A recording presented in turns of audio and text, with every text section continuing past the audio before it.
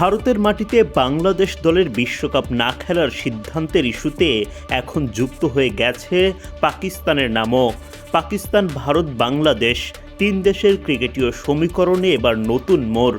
সংবাদ মাধ্যম থেকে সামাজিক মাধ্যমে যখন বাংলাদেশের সমর্থনে পাকিস্তানের কঠোর অবস্থানের গল্প, তখন জানা গেল বাংলাদেশের সমর্থনে ভারতে অনুষ্ঠিত হতে যাওয়া টি-20 বিশ্বকাপ বয়কট করবে না পাকিস্তান।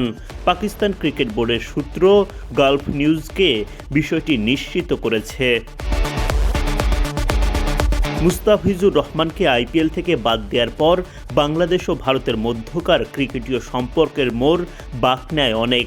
হাতে এক মাসেরও কম সময়, অথচ বাংলাদেশ এখনও অনড় অবস্থানে ভারতের মাটিতে বিশ্বকাপ খেলতে যাবে না।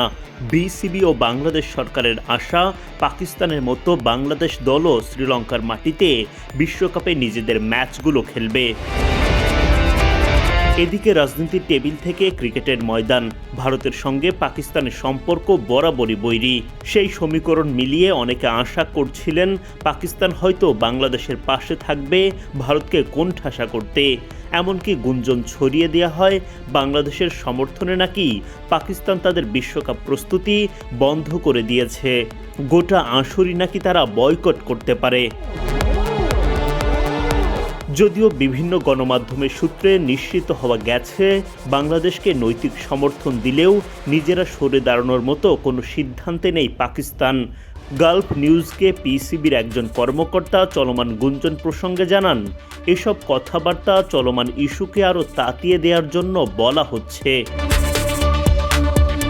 এদিকে নিজেদের অবস্থানে অনড় থাকা Bangladesh cricket board BCB ICC কর্মকর্তাদের সঙ্গে বৈঠক করেছেন। এ বিষয়ে সোমবার বিসিবি কার্যালয়ে সবশেষ পরিস্থিতি অবহিত করেন পরিচালক ও মিডিয়া কমিটির প্রধান আমজাদ হোসেন। গত শনিবার 17 জানুয়ারি আইসিসির একজন প্রতিনিধি আসেন, তার সাথে আমাদের ক্রিকেট বোর্ডের একটি প্রতিনিধি দলের বৈঠক হয়।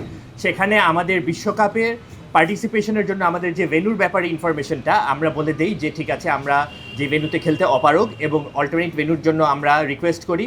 তাদের প্রতিনিধির সাথে আমাদের বিস্তারিত আলোচনা হয়। ওনারা তখন আমাদেরকে বলেন যে ঠিক আছে, এই ব্যাপারগুলো তারা যে আইসিসিকে অবহিত করবেন এবং পরবর্তীতে ডিসিশন আমাদেরকে জানিয়ে দিবেন। তো এ ব্যাপারে ওনারা কোনো স্পেসিফিক ডেট বা কবে নাগাদ জানাবেন কিছুই বলেননি, শুধুমাত্র বলেছেন যে আমাদেরকে পরবর্তী তারিখটা কবে হবে জানিয়ে দিবে।